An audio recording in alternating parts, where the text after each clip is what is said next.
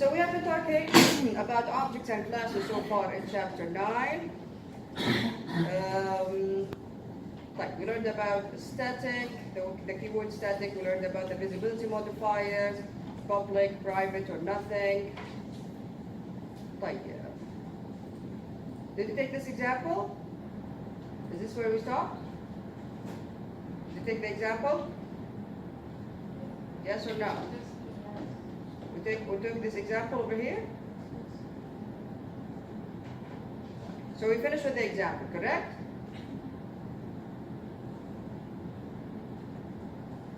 Are you sure, Sarah? Yes? Yeah? You think? All right. Very well. So the last thing that we talked about last time is that data fields must be what? Private. Very well. So you need to make the data fields private, and this was the example from last time. You need to make the data fields private, and then create methods to deal with these data fields. Make the methods public. Why? To protect data. To protect data. And then we looked at this example over here. Type. Passing objects to method. Did we cover this? No. Very well. Now, the rest of the chapter, well, not really all of it, but most of it, we have already seen in the arrays chapters. We learned that we can do that with arrays. We are just going to generalize what we have learned with arrays to every type of object. Okay? But passing objects to method. Can I pass objects to methods? Yes, of course I can. Alright. Now, passing by value, if I pass a primitive data type to a method, what exactly am I passing? The actual value. Very good. Type. If I am passing an object, what am I actually passing? Very good, the reference, very good. The reference of that object. And this is the example that we have here. So test pass.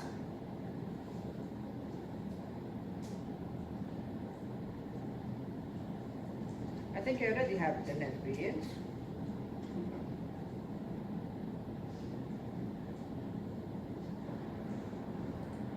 Okay.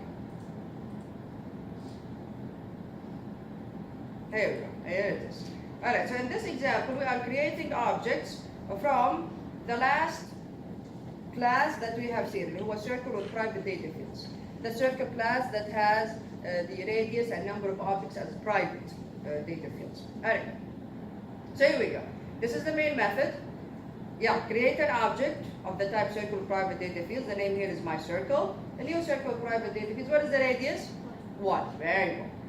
Now, there is a method called print areas. Right, before that method, I have int n is 5, call print areas, pass my circle, the object, and n. N is primitive data type, it's an int value. Alright, let's jump to print areas. Print areas is a void method. It receives an object of this type, circle private data field, C, and it receives an int value or an int value. Very well. Now, so when I call it, I am passing my object, my circle, it is going to be received here. Now, what is happening exactly? Both my circle and the C object are looking at the same, both of these variables are looking at the same object in memory. Type pass n, when I'm passing n, I'm actually passing the value itself, 5. So here we go, 5 is going to be received in times. Type, yeah. What is happening here? Let's see. Alright, print, and this is basically a header. Let me just run it very quickly. Here we go. So this is basically a header, radius, area. Then we have a loop. In this loop, what is happening? I am printing the radius of this object and also the area. After which, I am changing the radius by increasing it by 1. How many times is this happening? The number of times here. So times here is 5. Alright, so while 5 is greater than or equal to 1, yeah. C dot get radius. At the beginning, the radius was what? Was 1. Very good. So C dot get radius is 1. Here we go. 1. And C dot get area. Here is the area. So this is the radius and the area. Right. Now, C dot set radius. Again, all of the data fields are private. That's why I need methods to be able to manipulate them. C.setRadius. I will need to change the radius. Yeah, I'm changing the radius to the same object. Set the radius. How? Get the radius first, which was 1 to begin with. Add 1 to it. Now the radius is what? 2. Very good. Times minus minus. Now it's 4. Yalla, 4 is greater than or equal to 1. Yalla, what is the radius? 2. And this is the area. Yalla, change the radius again. Now the radius is 3. Times minus minus. 3. 3 is greater than or equal to 1. Yalla, get the radius. 3 and the area. Alright. Change the radius again. The radius now is 4. Times minus minus. 2. 2 is greater than or equal to 1. Get the radius and the area. Here we go. 4 and the area. Alright, change the radius again. Now the radius is 5. Times minus minus. 1. 1 is greater than or equal to 1. Get the radius. Here we go. 5 and the area. So change the radius again. Now the radius is what? No? 6. Very good. 5 plus 1, which is 6. Here we go. The radius now is 6. Times minus minus, 0. 0 is not greater than or equal to 1. Exit. Done. Let's go back now here. Let's go back here. Yalla, system.out.println. Radius is my circle.getRadius. What is the radius now? 6. Very good. Excellent. Again. The two variables, C and my circle, we're looking at the same object in memory. So when I made all of these changes here, of course it is reflected using the variable my circle as well. So the radius here is 6. But what about n? 5. N is 5. Primitive data type. When you pass it, it doesn't change the original value in the calling method. And here we go. Radius is 6 and it's 5. Questions? Questions? Very well. Thank you. So this passing objects to methods, and this is the cold stack of what we have seen just now. Alright, array of objects. Can I create an array of objects? Of course I can. Of course I can. So I can create an array of anything. How? Just like we did with primitive data types. You put the type, brackets, you give it a name, a subject operator, new, the type again, brackets, you specify the size. Exactly like we did with primitive data types. Like, an array of objects is actually an array of reference variables. So, when I say something like circle array at 1 dot get array, this involves 2 levels of referencing. Circle array, this variable is referencing the entire array, and then each index is referencing another object. Here we go, like this. So that's why we say that there are 2 levels of referencing in here. Thank you. Now I have a question. I created an array, okay? Let's say this one, right? There we go. I didn't do anything else. I created an array of objects like that. And I did not do anything else. Straight after this statement, I say something like circle array at index 3, for example. Doesn't matter, whichever index. Dot get radius. What will happen? Error. What kind of error? What is the error? What does the array have right now? Null. Very good. The array doesn't have anything. I just created the container with the statement. But did I create the objects inside the array? No, I did not. So everything inside the array is basically null. So how are you going to say this index dot get radius? The object does not exist yet. So if you try to do that, you will see an exception called null pointer exception, meaning trying to access an object that does not exist. So let's look at the example. Here, an example using an array of objects. What are we doing? Summarizing the arrays, the areas of the circle. Again, we are using, I think I have it already. What was the name? Yes, total area. Here it is. Again, we are creating arrays of the same, here we go, circle with private data fields class. Type.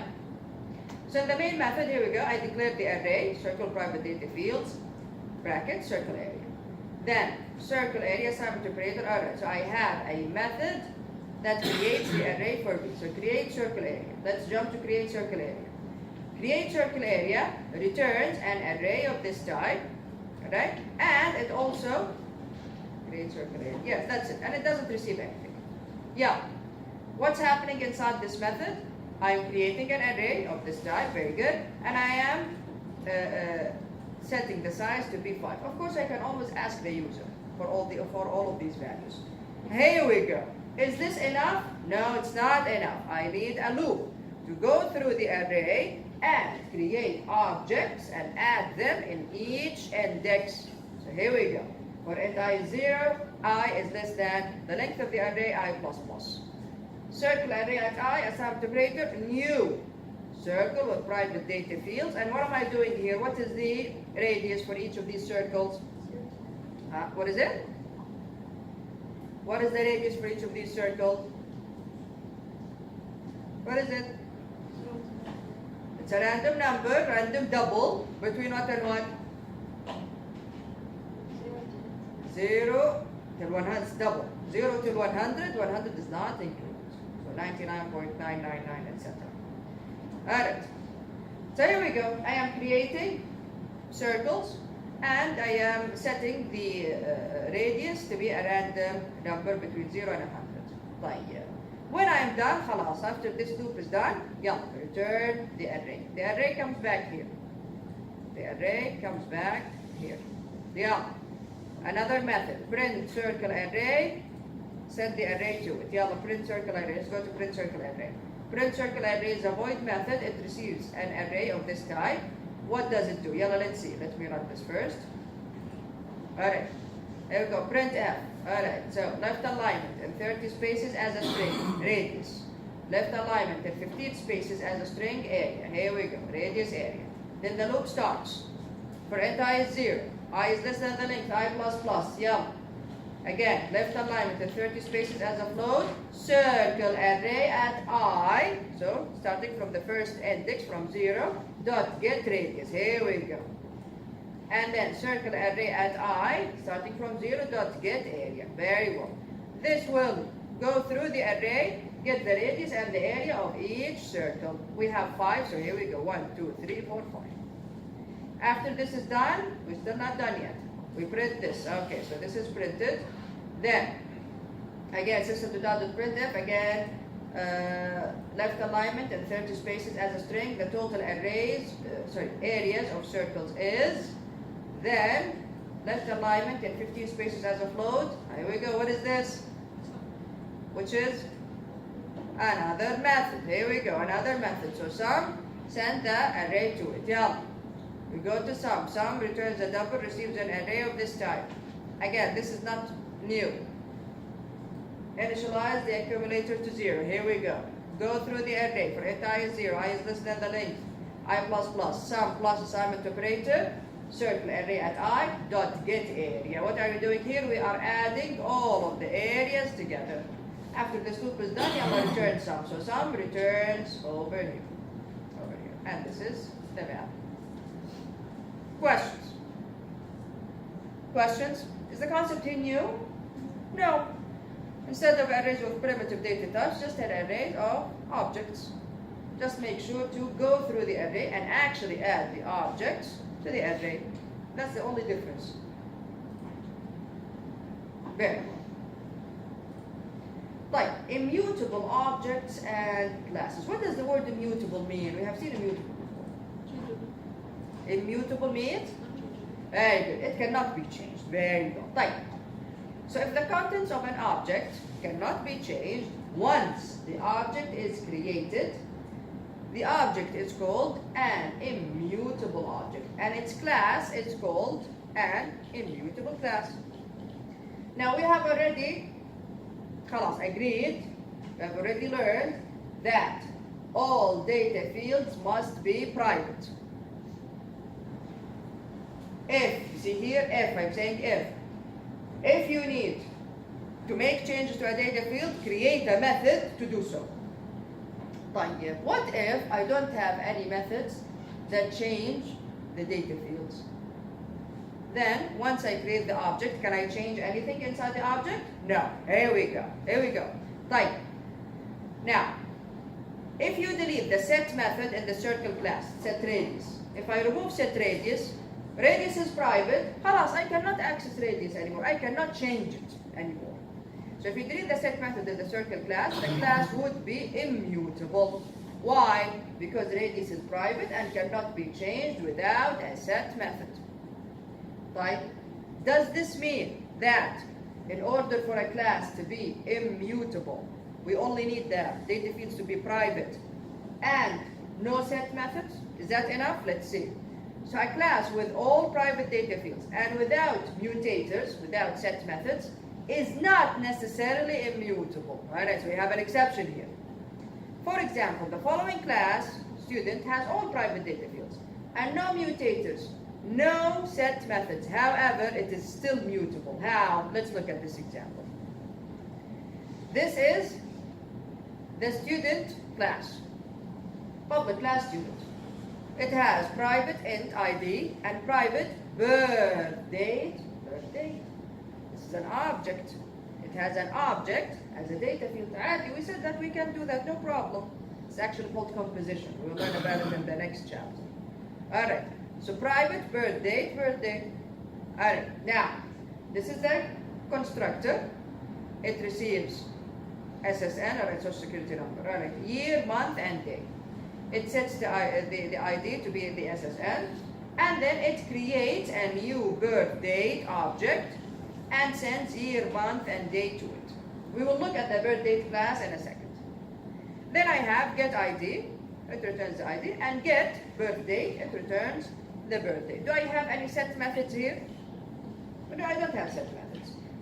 Yani, just by looking at it from afar like that, okay, this class maybe is immutable. Because once I create the object, I cannot change the ID or the birth date.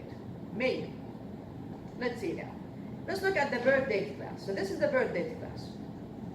The birth date class has 3 private data fields, int, year, and year, month, and day. And this is the constructor, very simple. It sets the year, month, and day. But it also has what? A set year method. It has a set year method. Type. Let's look now how creating an object from this class will still be mutable. How? Let's see this. This is the main method. Yeah. Student, new student, and then I send these values. This is the ID, the year, the month, and day. Type. Now, what do? I use student.get birth date. Student.get birth date will return birth date. Assign it to a variable of the type birth date. Then, now both date, had the date, and the object birth date inside the student class are looking at the same object in memory. Both of them are accessing the same object in memory. Right. Now say something like this. Date dot set year. So I have set year here from this class. Date dot set year 2010. What happened? The year of the birth date of the student changed. Is the class immutable? No, it's not immutable. So again. So in this class, student, even though the data fields are private and I don't have any set methods, the class is still mutable. I can still make changes to the objects after I create it.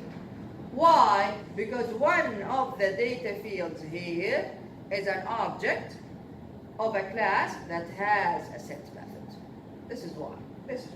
So once I create an object of the student class, just by retrieving the data field, get a birth date, I can then use the set year method from the birth date class and change the year.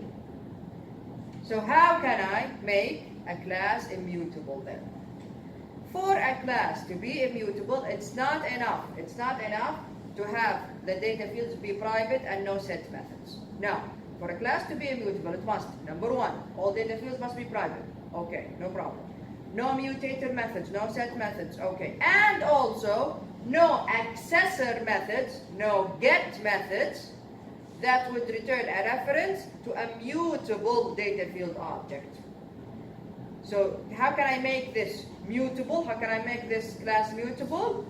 Remove this get method.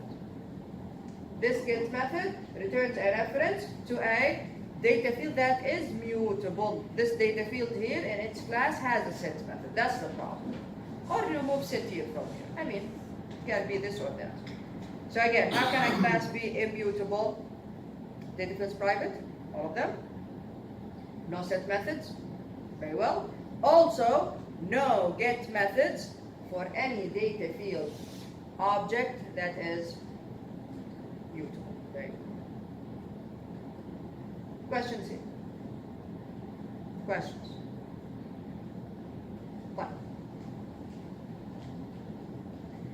Right, scope of variables, we've already seen this before. Scope of a local variable is what? Local variable. Inside what? Very good. Inside the block in which it is created. If it's created inside an if statement, only that if statement. If it's created inside a loop, only that loop. If it's created at the beginning of a method, the entire method. طيب, what about data fields? Data fields, whether they are instance or static, what is their scope? They are created outside all of the methods. So what is their scope? The entire class. Very good. The scope of instance and static variables, data fields, I'm talking about data fields here, is the entire class. Regardless of where they are declared. Java does not care about the order. Doesn't matter. You declare it in the middle and the beginning. As long as it's outside the methods, the scope is the entire class. Of course, the scope of a local variable starts from its declaration and continues to the end of the block. Right. Finally, in this class, this keyword, very well. We are going to use this, the keyword this, a lot. It's also another thing that is going to be a best practice, a convention that we all follow. Riyuf and Madawi. Phones on the table, quickly. Let's hurry up on this table. Quickly. Type. This keyword. What is the this keyword? The this keyword is the name of a reference that refers to an object itself. What does this mean? One common use of the this keyword is to reference a class's hidden data fields, and we will see what this means in a second. Another common use of the this keyword is to enable a constructor to invoke, to call another constructor in the same class. Like, what does all of this mean? Let's look at this class over here. The class here is named F. F has two data fields, one instance I, one static K. Okay? So int I and static K. Good. Then I have methods set I and set K.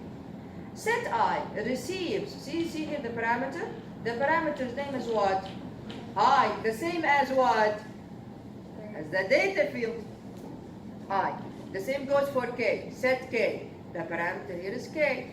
The same name as the data field. This is something that we will always do. Always. Inside the constructor, if the constructor receives arguments, or inside the method like that, the name of the parameters, the name of the different parameters are going to be exactly the same as the data fields. Why? So that you don't have to worry about creating new names. If a student has ID, first name, last name, major, etc., date of birth, then the constructor will receive ID, first name, last name, major. Why do you have to create other variables? Why do you have to think of other names for the variables? Right? Okay, so this is now something that we will always do. If a constructor is going to receive arguments, or if a method is going to receive arguments that is going to change a certain data field, the names are going to be the same. The names of these parameters are the same as the data fields. Question: how is the compiler going to differentiate now between the data field and the parameter with this? Here we go. When I say this dot I, what do I mean? The data field. This means the object that is calling this method. This dot I, yani the I of this object. Go ahead and change its value to I. What is this I over here? The parameter, this one. the argument that this method received. The same goes here with k, but k is static, so we can say f dot k. Type k. If I say this dot k or f dot k, I can say f dot k because it's static, or this dot k, it's the same. This one, what do I mean? Which k is it? The data field. What about this one over here? The parameter. Here we go, here we go. So this is what it means to use the keyword this to do what? Let's look at the previous. Here we go. One common use is to reference a class's hidden data fields. Why is it hidden? Because when you name the parameter the same name as the data field, now the compiler, if you just say I without saying this dot I, the compiler will think that you mean the parameter. The data field becomes hidden. How can I access it? This. So again, what does this mean? This means the object that is calling this method. This dot I of the object. The data field of the object. Change it to what? To I, which is the parameter. The argument that was received in this method. The same goes for k. F dot k or this dot k, I can say f because it's static, means the k of this object. Alright. Change it to k this one. Very well. So here we go. So suppose that f1 and f2 are two objects of f. So we create two objects of f. f1 new f, f2 new f. Invoking, if I say f1 dot set I 10, what will happen? I jump to set I. What will happen? It will execute this dot I is 10, where this refers to the object f1. The same goes for f2. If I say f2 dot set I 45, we jump to set I. This will execute this dot I is 45, meaning this is f2. And the I of the object f2, change it to 45. Is it clear, everyone? We will do this all the time. Khalas, we are not going to have the parameters have different names from the data fields. Never. They will always have the same names, and we will always use this to access the data field. This is one use. The next, or the other, and the last use of the, is it the last one? No, there is actually another thing, but the other chapter. All right. The other use of the this keyword is calling overloaded constructors. Type. A class can have maybe 10 constructors. Yeah? Why? To give the user the flexibility of creating the object in different ways. As simple as that, yeah. Most of the time, the constructors do similar tasks. Okay? Instead of duplicating the code, okay, this constructor is going to change the values of the data fields, and also this one, and also this one, and also this one. Instead of duplicating the code in each constructor, have the code in one constructor and then call it for the other ones. How? Look at this. This constructor has a parameter radius. See here? The same name as the data field. Khalas. Now this is what we are going to do going forward. Radius. Alright. What does this constructor do? It changes the radius. So this dot radius is radius. Very well. Creates the object and sets the radius. I have another constructor, but this constructor is a no argument constructor. If I create the object using a no argument constructor, the default value for radius will be 1. This is just an example. Again, this depends, of course, on your system. What if you try to create an object of a student and the user does not know the values of the data fields for this student? Maybe you have a default set of values for a certain student. Okay? So here, in this example, the radius will be 1 if the user does not specify it. So what should I do? Instead of saying here, this dot radius is 1, call the other constructor. How? With the this keyword. This, parentheses, send the argument. This will call the constructor inside the class. We do not call a constructor by their name. Never. We never call a constructor by their name. We never say public circle and then here inside it, circle and send 1. No, never. This is wrong. It's a syntax error.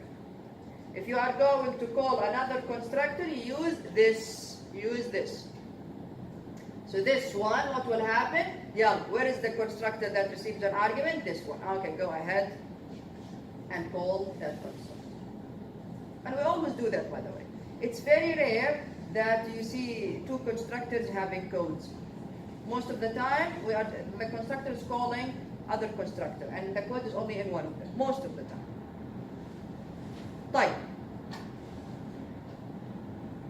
So here we go.